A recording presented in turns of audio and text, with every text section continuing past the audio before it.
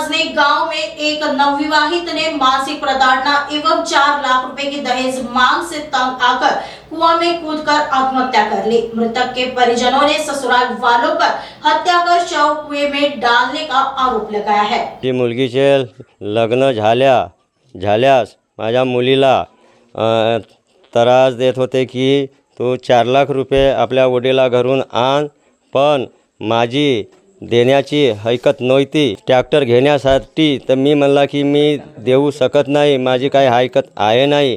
पण अमोल लिल्लारे हे माझ्या मुलीला पट्ट्यावरी मारत होते आणि पट्ट्याने मारून त्याने त्याच्या ढोटरी पायाने दाबत